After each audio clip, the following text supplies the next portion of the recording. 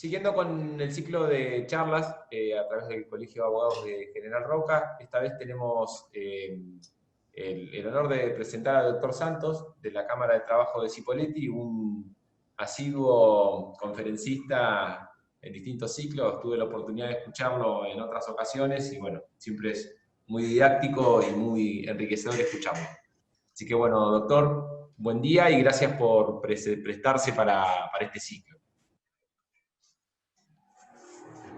Bueno, Enrique, la verdad, el agradecimiento y el honor es el mío de poder participar en este ciclo de charlas que organiza el Colegio de Abogados de General Roca, al cual guardo gratos recuerdos y efectos. El primer día que ingresé al colegio, hace un tiempo ya, por supuesto, estoy matriculándome, averiguando todos los trámites, y se me acerca un colega, un abogado, se presenta y es nada menos que el presidente de la institución, y de allí en más nació esa camaradería que tuvo siempre el Colegio de Roca, de generar espacios de diálogo, de convivencia profesional, los cuales tienen que continuar afianzándose en estos momentos que vivimos de dolor,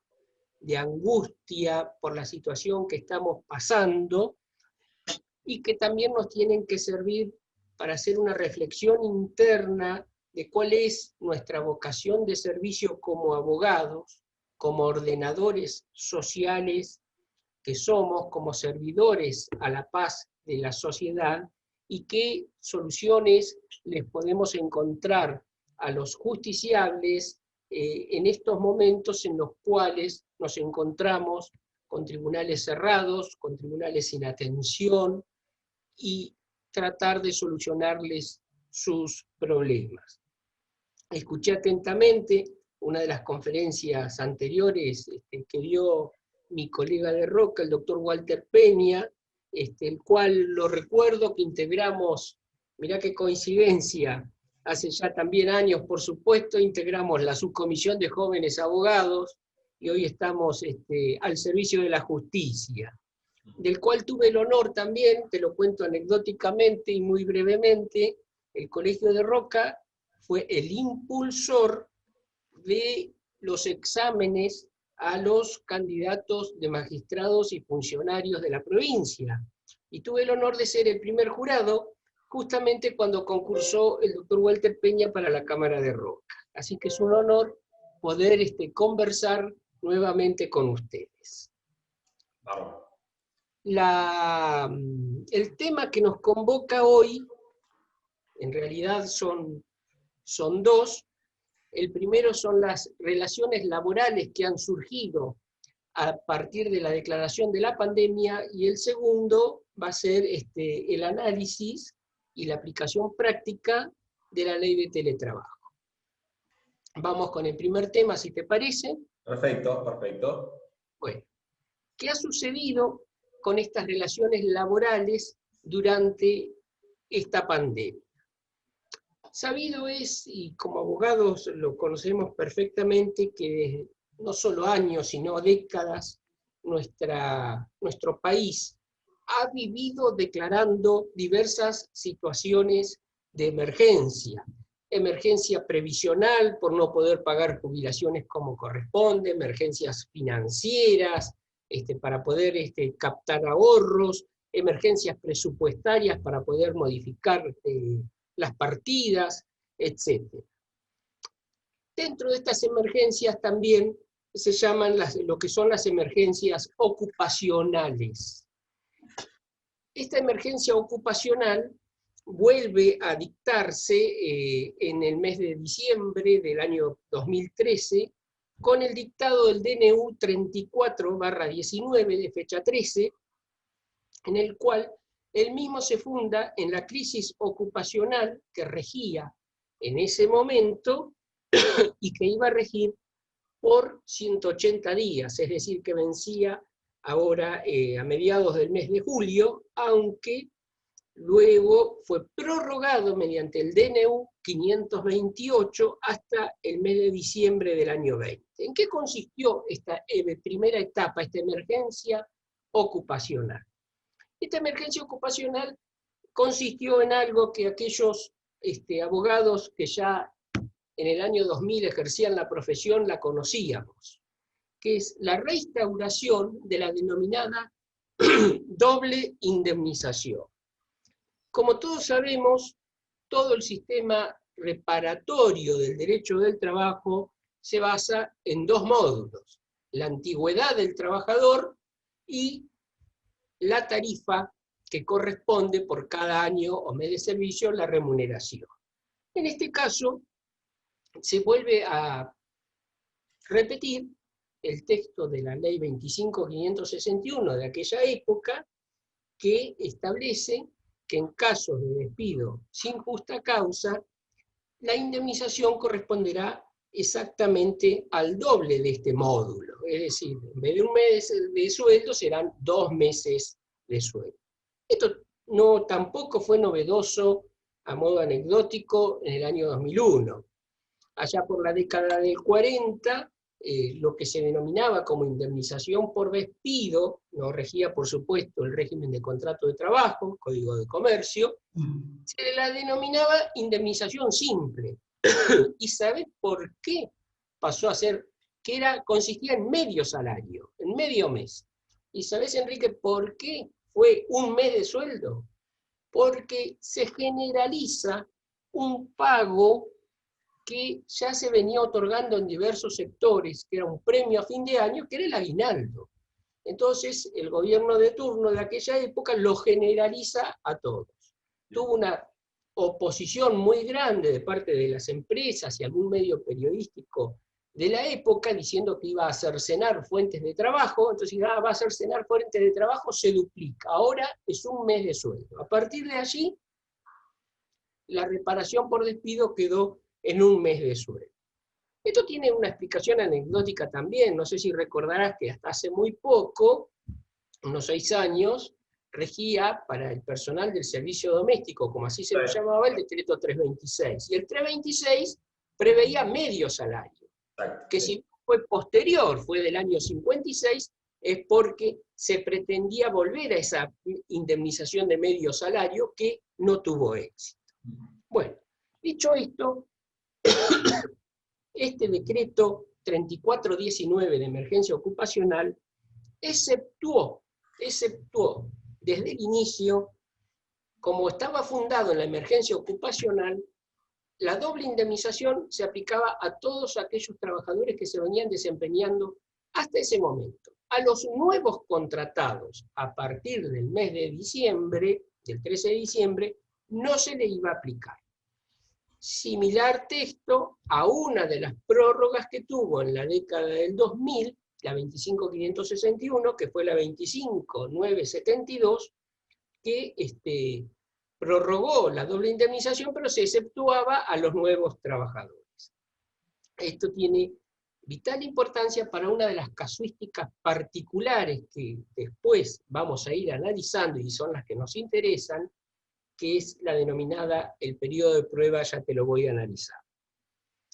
La segunda etapa, y la más importante de esta emergencia, es la que nos sucede a todo el mundo, nuestro país inclusive, a mediados de marzo. Tuvimos la suerte de poder pasar un verano tranquilos, o playa, o cordillera, o nuestras casas, pero ya visorábamos por las noticias lo que ocurría en Wuhan, lo que empezó a ocurrir en Italia, lo que se expandió por toda Europa y lamentablemente cruzó las aguas y llegó a nuestro país. Motivo por el cual el gobierno, a mediados de marzo, dicta el DNU 260/20, el cual decreta la emergencia pública sanitaria en todo el territorio de la nación, la cual ya nos vamos a explayar en una de las casuísticas. A consecuencia de esta emergencia pública sanitaria, por supuesto, que nos impide circular, nos impide ir a nuestros puestos de trabajo, a los abogados les impide ejercer la profesión, etcétera, el denominado aislamiento, ya vamos a referirnos a esto, se dicta el 31 de marzo, con vigencia a partir de la misma fecha, el DNU 329/20, el cual prohíbe los despidos sin causa o bien los despidos fundados en fuerza mayor o falta o disminución de trabajo, y estas conjunciones nos vamos a tener que ir acostumbrando, y también las suspensiones previstas por los artículos 220 y 221 LST, es decir, la suspensión por fuerza mayor o falta o disminución de trabajo. Aunque aquí, como seguidamente vamos a ver, deja una pequeña válvula de escape abierta para aminorar tan drástica medida. Este decreto tiene una vigencia de 60 días, el cual, por supuesto, duraba los meses de abril y mayo. Sufre un par de prórrogas. La primera, el decreto 4, son DNU, el decreto 487/20, por los meses de junio y julio. La otra prórroga siguiente, el decreto 624/20, por los meses de agosto y septiembre de este año, vence ahora el martes. Ya te voy a contar una novedad también, con una salvedad muy importante. Ya a partir del 1 de agosto, el artículo 5 de este decreto 624 establece que no se aplica a los contratos que se celebren a partir de la entrada en vigencia del mismo. Vuelvo a reiterar, lo vamos a tener en cuenta cuando veamos el periodo de prueba. Noticia de anoche, ya nos hemos enterado por los medios de difusión, creo que el número es el 761, no te lo puedo confirmar en estos momentos. Esta prohibición de despedir se prorroga por 60 días para los meses de octubre y noviembre. También con la excepción de que no se aplica a los contratos celebrados a partir de esa fecha. ¿Cuál era esa válvula de escape, esa excepción que prevé esta prohibición de despedir y de suspender? Son aquellas suspensiones pactadas o individual o colectivamente y debidamente homologadas. Para ello nos debemos remitir a la introducción de una clase de suspensión que acaeció en el año 96, en el año 96, cuando se comenzaba a hablar de la denominada flexibilización laboral, por la ley 24.700, que introduce al régimen de contrato de trabajo el artículo 223 bis. Este tipo de suspensiones no tiene el plazo máximo que prevén los artículos 221 y 222, es decir, 30 días para falta o disminución de trabajo y 75 días para fuerza mayor. Y otra cuestión importante respecto de este tipo de suspensiones es que se suscribió en fecha 27 de abril, luego de arduas negociaciones, un acta tripartita entre la CGT, no recuerdo en estos momentos, creo que también participó ATE, la UIA, que se arrogó la representación empresaria de otras entidades que no la comprenden, y el gobierno nacional, y se homologa por resolución 397 de este año, ese acta, ese acuerdo en el cual se permite una reducción de hasta un 25% de uno de los componentes del sinalagma del contrato de trabajo. Sabemos que el contrato de trabajo, la obligación es ponerse a disposición del empleador, y el otro sinalagma es el derecho a percibir la remuneración. Esta resolución, al haber sido homologada, de allí da nacimiento a una serie de acuerdos que van haciendo los gremios o los empleadores individuales, o quizá a veces hasta suspensiones de hecho que fueron consentidas, y nace un subsidio, uno de los tantos que conocemos en la Argentina, denominado los ATP, que ¿qué son? La asistencia al trabajo y producción que se le otorgan al empleador para que pueda abonar esta remuneración. Este conjunto de normas, esta declaración de emergencia pública sanitaria, este dictado del 329, lo primero que nos tenemos que preguntar como abogados, y ya estamos finalizando el mes de septiembre, ubiquémonos por favor en el momento del dictado de la misma. ¿Resultó constitucional? Esa es la primera pregunta que nos tenemos que hacer. Prima facie, yo creo que todos hemos concordado en que el decreto 329 se dictó dentro de todas las prescripciones que dispuso el DNU 260 que he referenciado, el cual al disponer un estado de excepción, un estado de emergencia pública en materia sanitaria, en virtud de esta pandemia mundial declarada por la Organización Mundial de la Salud, limitó la circulación de los habitantes, limitó el desarrollo o la apertura de actividades comerciales, la ejecución de los contratos de trabajo, la apertura de las industrias, el ejercicio de la profesión. El abogado no podía concurrir a su estudio jurídico, no podía concurrir a tribunales, ¿cómo hacía para atender a sus clientes? Decretó el denominado ASPO, aislamiento social preventivo y obligatorio. Prácticamente, de hecho, nadie lo quiso nombrar así por la simple circunstancia que nos rememora pasados que no queremos volver a vivir. Se decretó un estado de sitio y me atrevería a decir un toque de queda, porque también teníamos determinados días u horas para poder circular aquellos esenciales.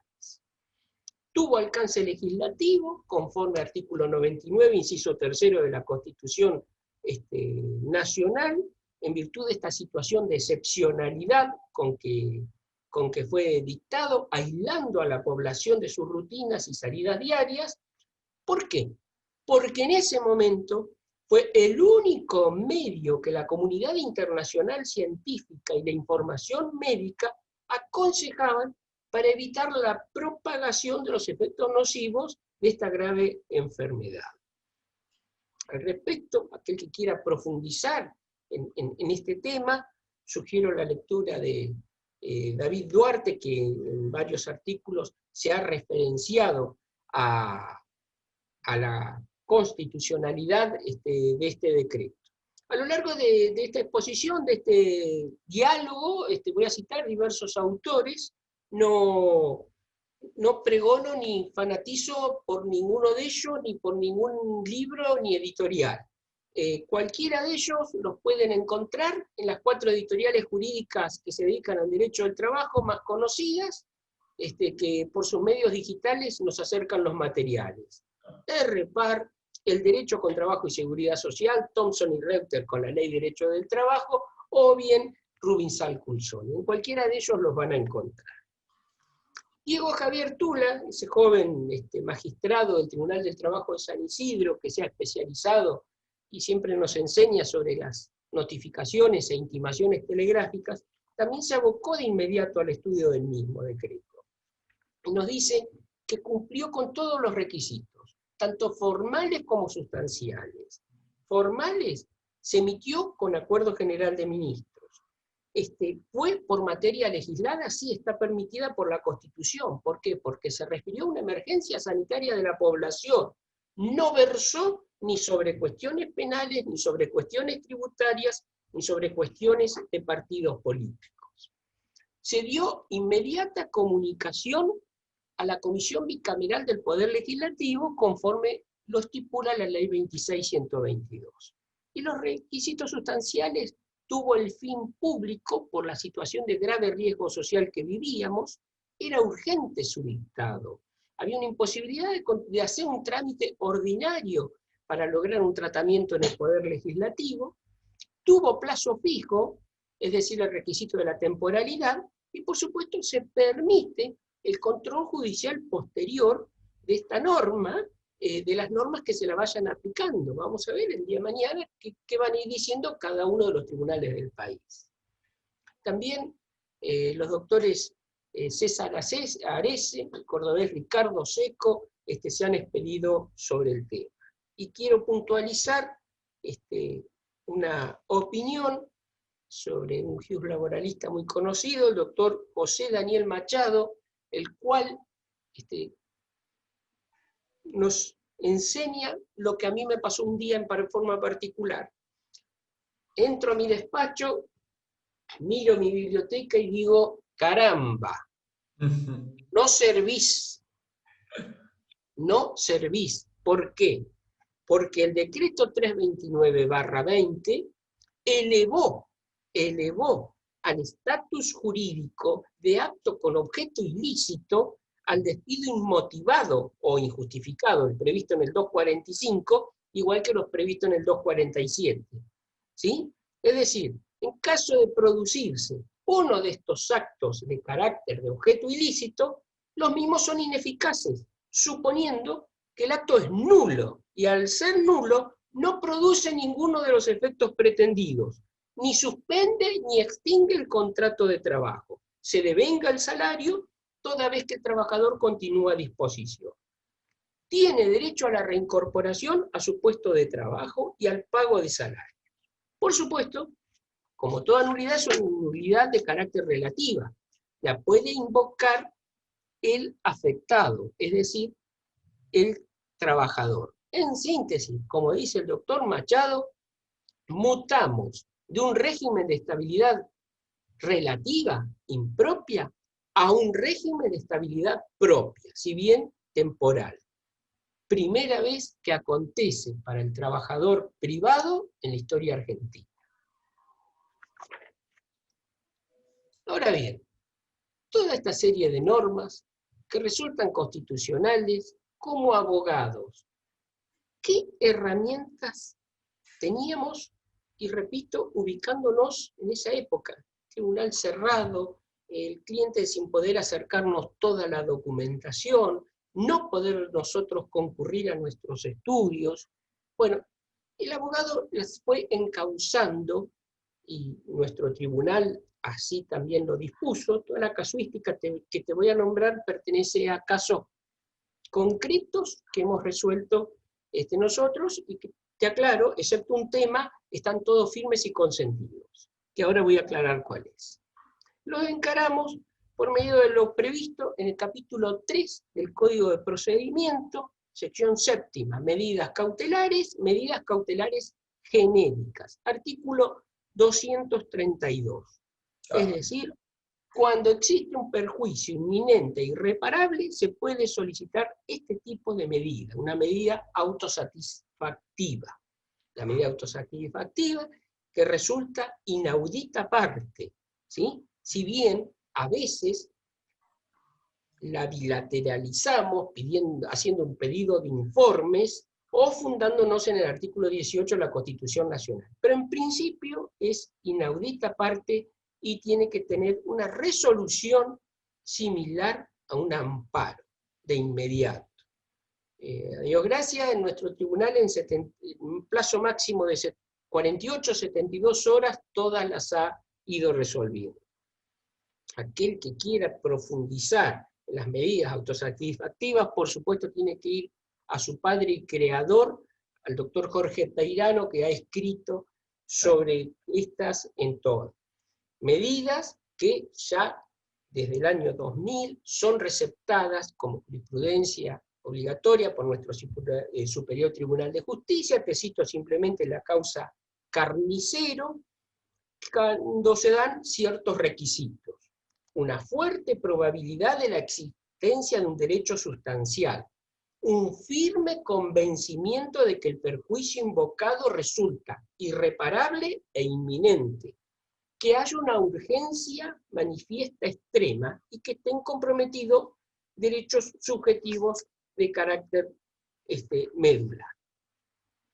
Entonces, tenemos las normas legales, tenemos las herramientas, vamos a ver cómo hemos ido solucionando los casos concretos, los casos prácticos, con toda la diversidad de normativas y de estatutos vigentes.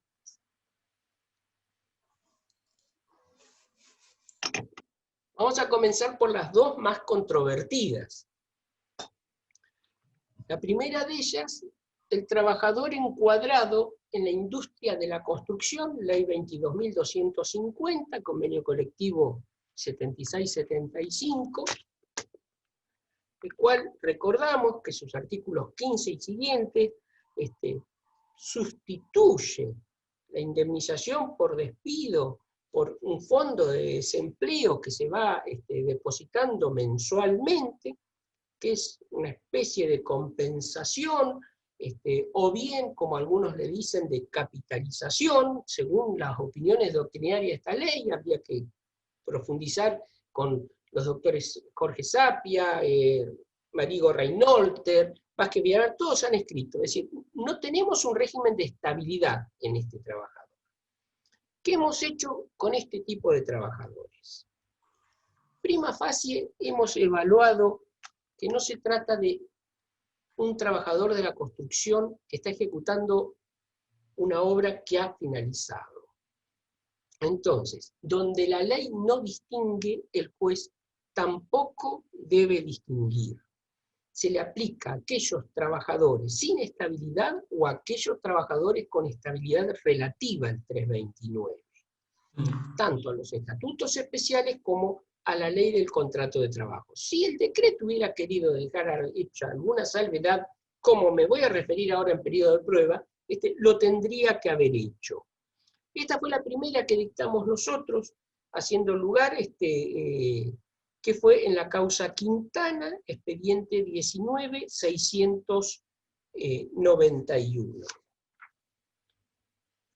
También hemos sostenido en esta causa, y en Cookie 19.715, que rige el artículo 9 de la Ley de Contrato de Trabajo, el cual, en caso de duda sobre la aplicación de normas legales o convencionales, o en la apreciación de la prueba, se debe estar a la más favorable. Hay otras medidas que hemos dictado siempre dentro del régimen de la construcción.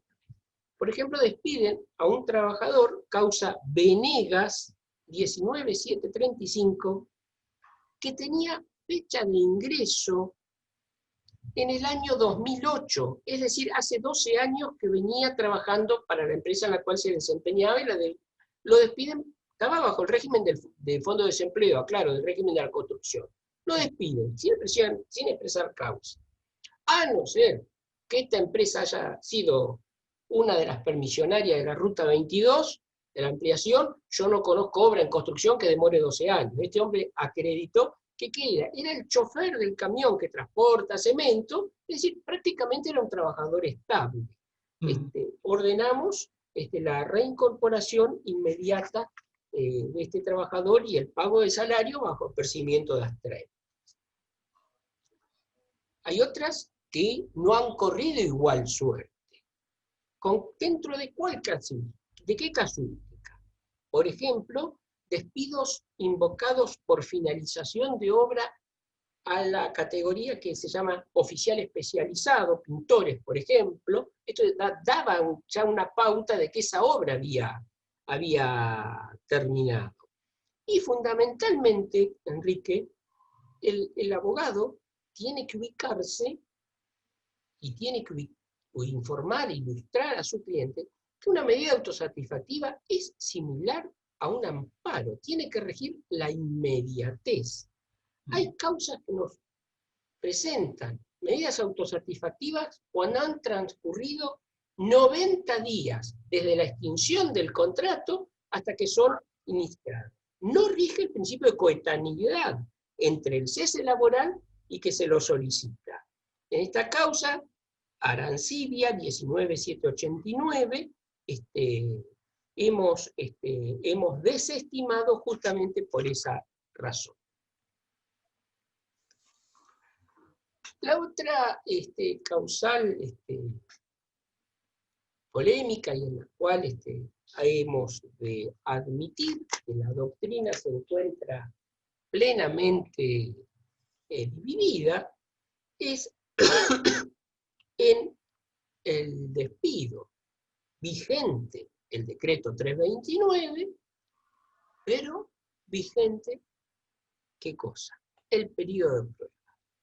Hemos de recordar que nuestra legislación no preveía el periodo de prueba, que se inicia allá por los años 95 con la ley 24.465, luego se modifica con la ley 25.013 del año 98, vuelve a ser modificada por la ley 25.250 del año 2000, para finalmente plasmarse dentro de la ley de contrato de trabajo por medio de la ley 25.877 desde el año 2004, el cual prevé dentro del principio genérico de la indeterminación del plazo que los 3 primeros meses se consideran como celebrados a prueba sin derecho indemnizatorio.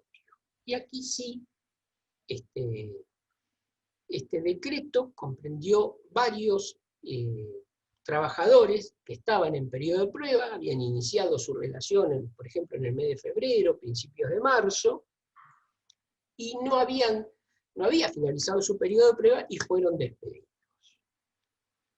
Nosotros, haciendo cierta interpretación con lo que te conté cuando se empezaron a prorrogar las prohibiciones de despido en el año 2000, no sé si recordás, que te dije que ya con la 25.972 se preveía expresamente. Nosotros dijimos que el 329 no previó ningún tipo de excepción, y su fundamentación fue justamente la preservación del empleo, la preservación del puesto de trabajo. En consecuencia, incluimos dentro de esta protección al trabajador que se encontraba en este periodo de prueba. Esto lo hemos resuelto en causa Orellana 19.702, Jara 19.703. Dos pequeñas salvedades: estas causas incluidas en el periodo de prueba no se encuentran firmes, son las únicas porque fueron apeladas, como corresponde, fueron elevadas al Superior Tribunal de Justicia hace 2 meses, está estudio superior, veremos qué doctrina establece. He de recordar aquí que el propio Poder Ejecutivo, legislador en este caso con los DNU, ya con la segunda prórroga de la prohibición de despidos, de DNU 624, y que se dictó anoche, ya prevé que los trabajadores iniciados con posterioridad a su entrada en vigencia no están alcanzados por la prohibición de despido. Entonces, da la impresión, prima facie, que desde el 31 de marzo hasta abril, mayo, junio, julio, sí estaban alcanzados. Le hago una consulta. ¿Ustedes resuelven en estas causas aplicando el criterio protectorio, digamos, del caso de duda de la ley, aplicar el criterio que sea más protectorio a favor del trabajador? Exactamente. Exactamente. Y porque no hay ninguna diferenciación. La norma tendría que haber diferenciado, tendría que haber exceptuado a este tipo de trabajadores. Repito, estas autosatisfactivas deben ser iniciadas, deberían haber sido iniciadas de inmediato. Tenemos una causa que también hemos desestimado como autosatisfactiva, la causa contrafacto 19.761, porque fue iniciada 110 días después de decretado el despido. Es decir, esta prohibición de despedir alcanza a todos los despidos, no, solamente aquellos en los cuales no hay expresión de causa o se fundan en las razones económicas del 247. Por ejemplo, ¿qué sucede cuando surge dentro de esta prohibición de despedir, una inhabilidad sobreviniente del trabajador. ¿A qué me estoy refiriendo? Al tema que trató el doctor Peña en tu primera charla, a la aplicación del artículo 212, cuarto párrafo, si fuere. Es decir, al haber un factor no imputable a ninguna de las partes, ni al trabajador ni al empleador, no hay posibilidad de reubicarlo al dependiente. Sin perjuicio de que se pruebe en un juicio de pleno conocimiento que sí pudo haber habido alguna posibilidad de reincorporación o de reubicación. Pero este marco excede el dictado de toda medida autosatisfactiva. Entonces las hemos desestimado. Causa Villagra. En esos casos, digamos, perdón, el criterio en esos casos sería plantearlo como un proceso ordinario y a resultas del juicio, de lo que se acredite en el juicio. Con ejercicio del derecho de defensa de la otra parte, son medidas de inaudita parte esta que estamos haciendo. Esta fue la causa Villagra 19704. Hemos tenido causas que un 10 de junio a un trabajador, Valdebenito, 19759, le llegó su comunicación a partir de la fecha que era despedido. Por supuesto que también se le aplica. ¿Qué sucede cuando ingresamos dentro de la aplicación del decreto 329 con cuestiones gremiales? Este ha sido un tema que lo hemos estudiado bastante porque teníamos un juicio iniciado por exclusión de tutela, parte de una empresa con un trabajador. Se dicta el decreto y el trabajador, invocando el decreto, solicita la reincorporación al establecimiento que había sido relevado de prestar servicios con carga remuneratoria, le estaban pagando la remuneración, fundado en el decreto reglamentario de la 23.551, el 467/81. Allí nosotros interpretamos que hacer lugar a esta autosatisfactiva conculcaría el principio de bilateralidad y de defensa del contencioso que ya estaba iniciado, porque la cautelar no puede convertirse en la ejecución misma de una sentencia que todavía no habíamos dictado. Se necesitaba una mayor amplitud de debate y la hemos desestimado. Causa Sepúlveda, expediente 19718.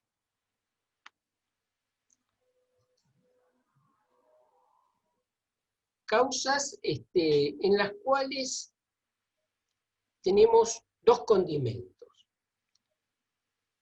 Una modalidad muy aplicada en la zona, que es el trabajador temporario y posttemporario, y por otro lado, una de las causales de excepciones a concurrir a prestar servicio dictado dentro de esta pandemia, que es el caso de una trabajadora soltera, sostén de su hogar, con un niño en edad escolar, que por supuesto las clases no se dictaban. Resolución 207/20 del Ministerio de Trabajo. Era la resolución que a todos los trabajadores en grupo de riesgo, enfermedades cardíacas, EPOC, diabetes o cuidado de menores o adolescentes a causa de la suspensión de clases, se les relevaba su obligación de concurrencia a prestar el débito si esa actividad estaría en funciones. En esta hemos hecho lugar a la medida, pero la hemos circunscripto, como se trata de una modalidad de una trabajadora temporaria y posttemporaria, como explicó el doctor Peña en su exposición, cuando le hubiere correspondido por su categoría y antigüedad prestar servicios. ¿Sí? Bien. Esta es la causa Soto, expediente 19738. Otras causas por cuestiones procesales de competencia hemos tenido un carácter sumamente restringido. Recordemos que la ley 1504, artículo 10, una de las facultades que prevé es el inicio de la demanda ante el Tribunal del Domicilio del Trabajador, que este inciso ha sido interpretado cuando todo se desarrolla dentro del ámbito provincial. Hemos tenido trabajadores domiciliados en nuestra ciudad, pero que prestaban su débito laboral en la provincia de Neuquén para una empresa de la provincia de Neuquén. Entonces, en ese caso, por aplicación de ese principio, nos hemos declarado incompetentes en la materia. Estas son las casuísticas generales que hemos aplicado, particulares que hemos aplicado a la generalidad que prevé el decreto 329. Sí. Quería hacerle una consulta respecto a lo del... usted cuando empezó la charla habló de la fecha del 1 de agosto, en los cuales el artículo 5 no se aplicaría, con lo cual, digamos, un trabajador que ingresó después de este 1 de agosto podría ser despedido sin causa por el empleador. Correcto.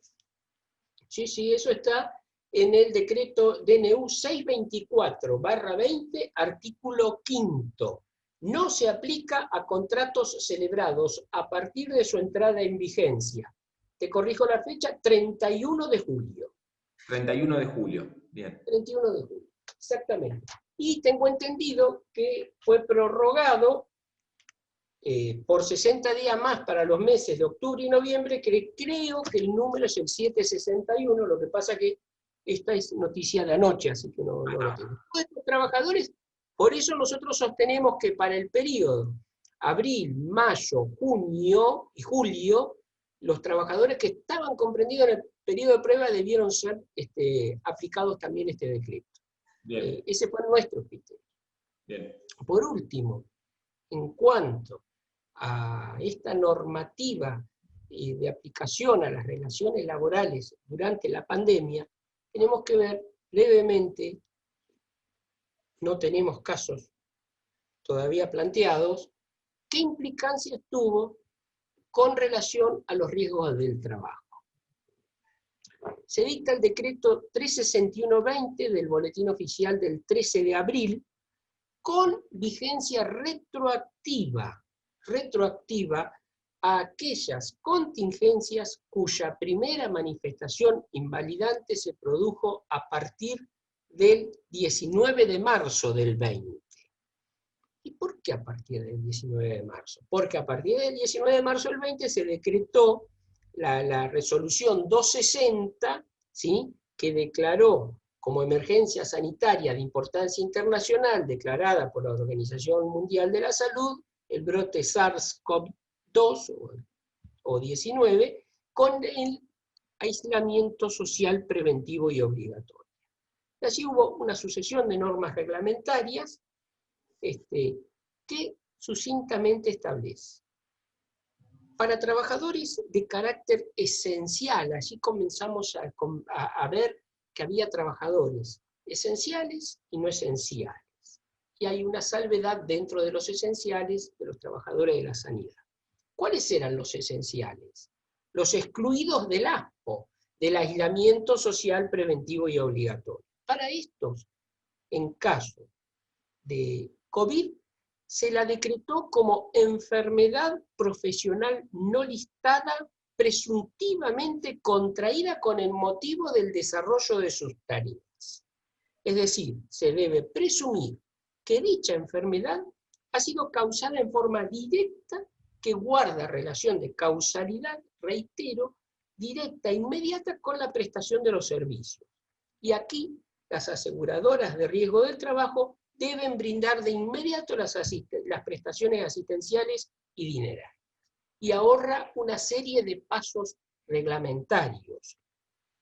No tienen que ir a hacer la denuncia a la comisión médica local. Se debe denunciar ante la RT, esta debe dar la cobertura asistencial y dineraria en forma inmediata y elevar a comisión médica central para que declare esta presunción.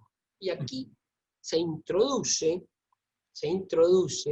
una presunción de carácter homini, que creo que está bien dictada, que la Comisión Médica Central puede declarar que en el caso de X trabajador que se desempeña en X establecimiento, reitero, sanitario o no, pero que sea esencial, abarque al grupo de trabajadores infectados del mismo establecimiento. No sé si me explico. Sí, sí, sí. Fue de vital importancia esta presunción omni. Y para aquellos trabajadores de la sanidad, esta presunción es de carácter directo e inmediato con la tarea desempeñada. Es una que no deja a criterio de la Comisión Médica Central evaluarla. Directamente ingresa como enfermedad profesional. Veamos una diferencia. Trabajador esencial de la sanidad y trabajadores declarados esenciales. De una empresa fúnebre, el recolector de residuos, el trabajador de una farmacia, ¿sí? Estos tienen que invocar y demostrar que atendieron a una persona infectada. No tienen que hacer toda la prueba, pero sí me refiero, tienen que buscar la causa fuente de ellos. Mientras que el trabajador de la salud goza de la presunción sin necesidad de demostrar que participó en la atención de un paciente infectado. Este tipo de presunciones, con anterioridad, a modo anecdótico, ya había sido declarado así en el país respecto de otras plagas. En el año 2003, con antivirus y mal de Chagas. Estuvo en carpeta ser declarado, con una que fue subsumida por COVID, nos olvidamos de que vivimos con una plaga que se llama dengue. ¿Sí? Sí. Esta normativa se aplica, por supuesto, a todas las aseguradoras de riesgo del trabajo. ¿Y qué ocurre si tenemos un empleador autoasegurado o no asegurado? Le rige la misma obligación. Por supuesto, a veces nos quejamos tanto de las aseguradoras del riesgo de trabajo, aquí las ART nos van a decir una cosa. Señor, yo no prevé en el cálculo del valor de la prima este tipo de cobertura porque no existía. Entonces, ya le previó que hay un fondo solidario, fiduciario de enfermedades profesionales desde el nacimiento de la ley, decreto 590/97, modificado por el 1278 del 2000, en virtud del cual no resultaría válido imponer a las aseguradoras la asunción directa de un riesgo no evaluado al momento de calcular sus primas y se debe solventar con esto. Este tipo de protección especial tiene un plazo fijo que es 60 días, hasta 60 días transcurrido de que finalice el aislamiento, ¿sí? Y luego se dicta otra ley, que es la ley 27.554, que otorga una licencia especial remunerada para todos aquellos trabajadores del sector público o privado que si son donantes de plasma sanguíneo tienen 2 días remunerados y se los declarará a efectos futuros a resolver como ciudadanos solidarios de la República Argentina. Deduzco yo que esto vendrá por cuestiones impositivas, pero no lo sé. En síntesis, Enrique, estas son todas las cuestiones laborales suscitadas con motivo de la declaración de pandemia dentro de nuestra República.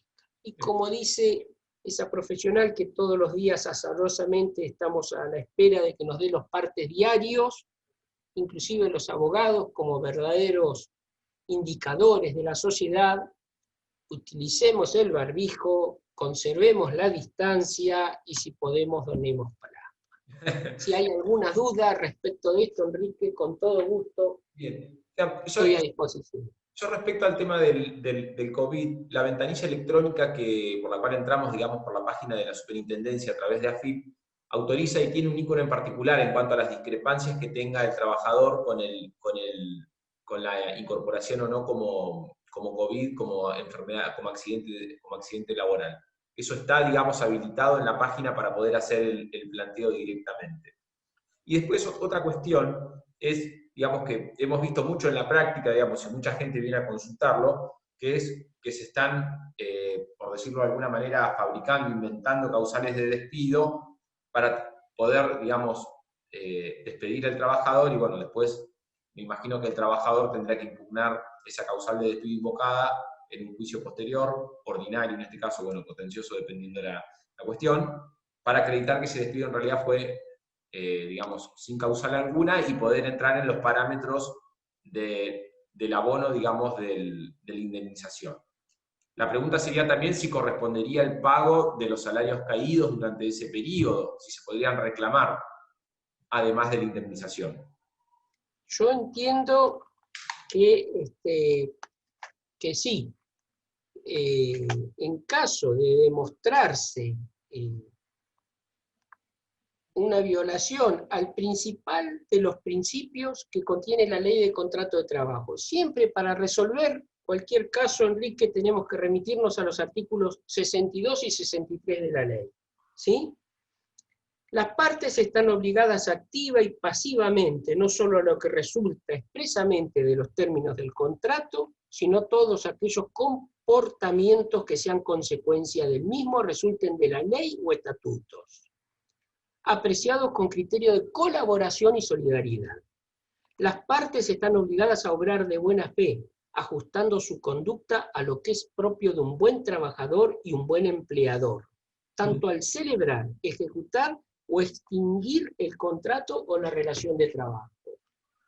Por supuesto que sí, que va a haber casos particulares por ameritar. Quizá no ingresen por la autosatisfactiva, pero demostrado y acreditado la causal, suscitarán ahí las peticiones correspondientes de los letrados, ¿no? Bien. Y ahí reformulo un poco la pregunta. O sea, una parte podría reclamar los salarios caídos y la reincorporación por la previsión de despido, o podría pedir que se le pague la doble indemnización. Sí, señor, la indemnidad es de carácter relativo. Es de carácter relativo. Que aquí algún autor ha planteado un tema a la inversa. Un trabajador de la sanidad, por X causa, motivos personales, remite un telegrama. A partir de la fecha renuncio a mi empleo. Sabemos que son disputados con diferencias salariales muy grandes de una institución a otra, ¿sí? Sí. No está previsto que el empleador diga, señor, usted es un trabajador esencial de la sanidad, asimilado temporalmente a un servicio público esencial. No me puede renunciar en este momento. Ajá. ¿Me entiende? ¿Me Sí, explico? sí. Eso no está previsto, está claro, ¿eh? Es decir, para que veas que objetivamente en el imaginario tenemos que prever todos los casos. Bien. Y volviendo al tema de esta casuística, un tema que por ahí no lo tocó, que sería en relación al empleo público, y supongamos algún supuesto en el cual se haya cesado la dación de empleo. No me estoy refiriendo a un trabajador con estabilidad, sino me estoy refiriendo a los clásicos contratados, digamos que a partir de Betancourt se le dio una protección contra el despido arbitrario, con ciertos requisitos, que tenga más de 3 años en el lugar de trabajo. Básicamente ese es el requisito que establece el superior. En este caso le correspondería una doble indemnización a un trabajador que está en esas condiciones y fue cesado del trabajo en este periodo, digamos, en este tramo. Fundamentalmente esa va a ser tarea de ustedes, los abogados, a ver cómo nos plantean, qué ingredientes nos dan para poder elaborar una sentencia de esa manera. Dogmáticamente te puedo decir que sí.